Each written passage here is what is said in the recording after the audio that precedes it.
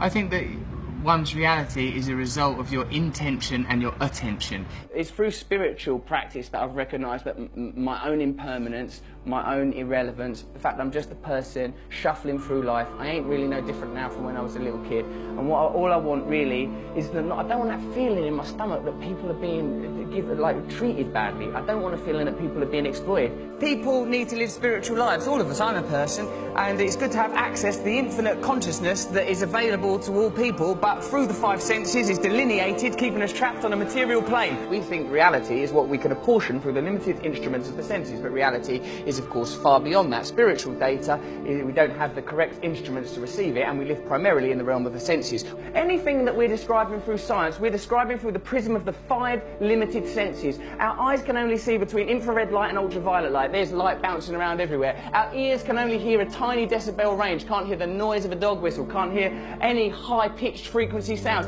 Isn't it likely then that there are other vibrations, frequencies, energies, consciousness moving through the universe? Consciousness is an amorphous and expanding entity. I think that we allow our consciousness to be prohibited by our senses, prescribed by our senses, living in the realm of these five apertures into our reality. But reality is limitless, space is infinite, time eternal. Through yoga, one can temporarily break the bonds that chain us to the mundane, the mondial, that which is of the earth, and we can temporarily at least receive a taste of the infinite. I don't want to get too cosmic about it, but we are just this sort of temporary blob of atoms, you know, endowed with consciousness for the merest moments in infinite space. Meditation and yoga, these are fundamental parts of my life. I think it's difficult these days with religion getting such a rough ride, the Pope resigning, bloody terrorism and nonsense. It's difficult to find an access to spirituality, but we are by our nature spiritual people. If we don't have access to spirituality, we suffer as individuals, society suffers. We need to recognise at some point that within ourselves there's an infinite capacity for connection with all things. Well, I love the fact that you describe it as you have a daily access to unseen realms of power. Daily access to unseen realms of power. Not just me, everyone has that. For me, what I've discovered is that transcendental meditation is useful to me, not because of a unique set of circumstances, not because of my formerly secret brilliance, no, but because I am a human being. And it is applicable to all human beings. And what's really good about that is literally everyone in this room is one. What I say is that we're basically alright human beings. Whenever there's a disaster or an accident, people's impulse is to help one another. So I'm thinking anyone that galvanises people, brings people together and points us to the better aspects of our nature and help us to overcome our basic things like fear and desire, I think these people are worthy heroes, rather than the heroes that are nominated today, heroes that are low vibrational frequency that make us concentrate on daft stuff. So like they want you to be talking about Justin Bieber, they want you to be talking about twerking, they don't want you talking about fracking, they want you talking about twerking. I want to get on with their job, shut your fucking mouths and watch this shit, you fucking morons. And I know, because I've been part of the charade. But, you know, I'm awake now. Look beyond the superficial. That's the problem with current affairs. You forget about what's important. You allow the agenda to be decided by superficial information. What am I saying? What am I talking about? Don't think about what I'm wearing. These things are redundant. I'm superficial. And I don't think that we should be continuing to propagate the idea that famous people are magical and special, because it makes people feel that their lives ain't no good. And I don't think we should be living in that kind of fearful paradigm. It's that. I'm like a vegetarian. I believe we're all equal. I ain't got the right to kill. I don't kill, like, say a fly comes in my house, I'd tolerate that little arsehole.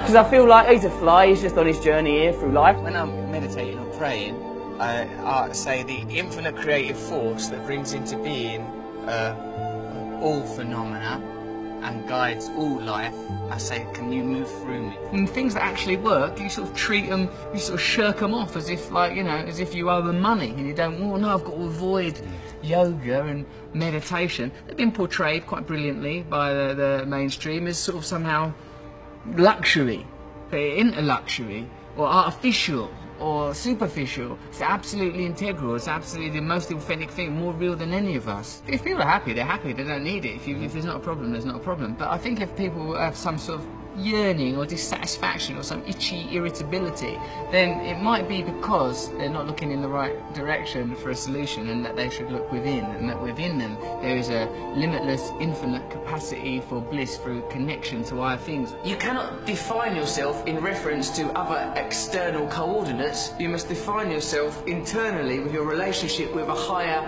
entity. Think of yourself as a manifestation of some higher thing, some higher frequency. This is the visible realization. And you know that because you can't see atoms, can you? And you certainly can't see the forces that hold atoms together. There, in the micro quantum world, Richard, lie the answers to everything.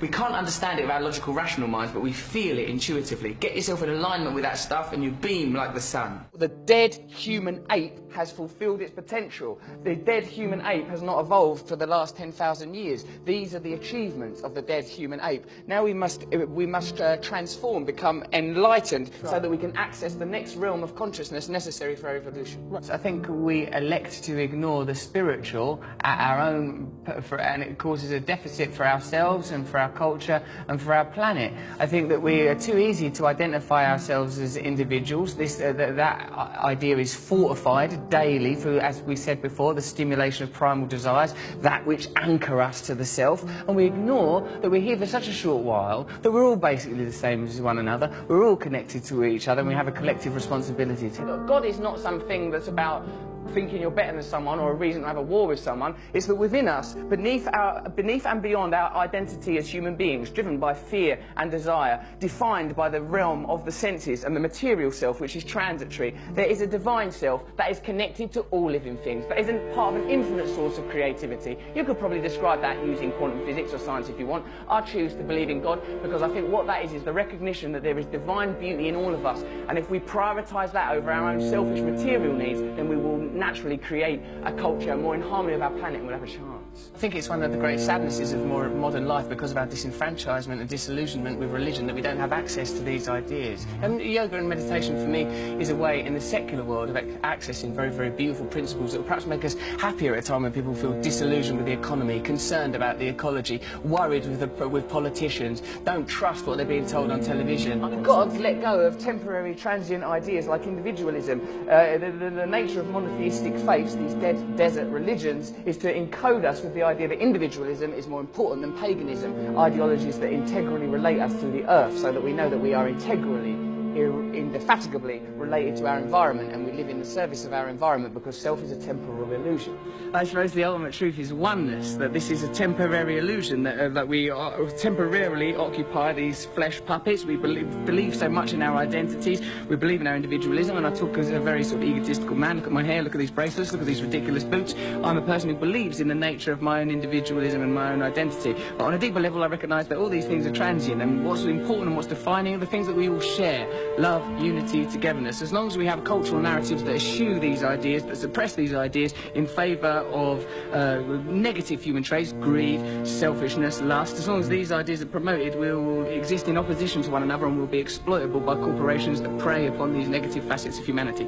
The line between good and evil runs not between cultures, religions or creeds, but through every human heart. So I recognise in myself the capacity for selfishness, for lustfulness, for egotism, and because I recognise these qualities in myself, I would prefer a culture that didn't celebrate, exacerbate, stimulate the most negative aspects of our species, inculcate them, reward them financially, till we get to a kind of a cultural hysteria where we're destroying the planet. The reality is there is one planet, there is a certain amount of people on the planet, there are a certain amount of resources on the planet. None of them things are going to last forever, so we need systems in place that acknowledge the reality, not systems that benefit elites, but systems that acknowledge the reality.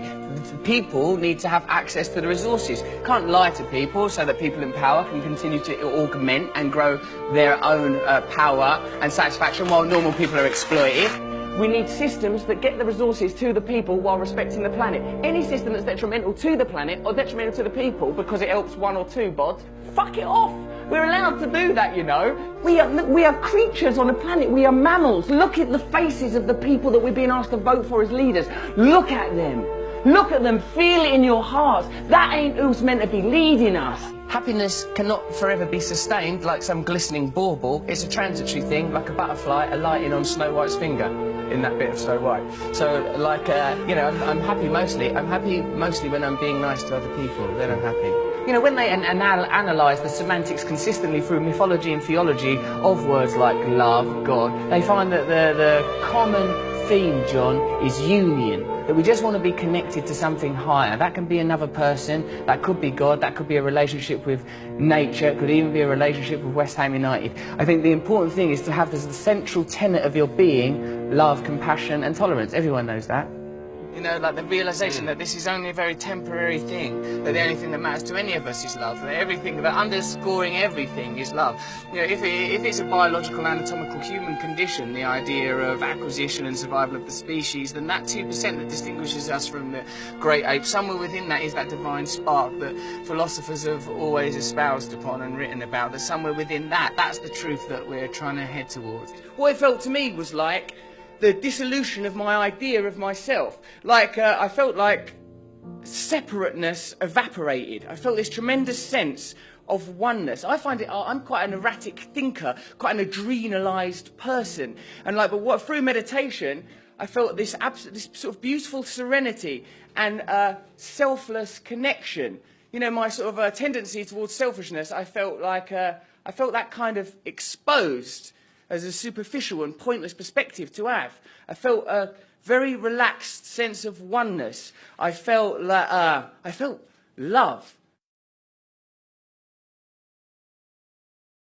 Follow me on Twitter if you want to, @Rusty Rockets, but basically carry on doing what you're doing, being happy in your hearts.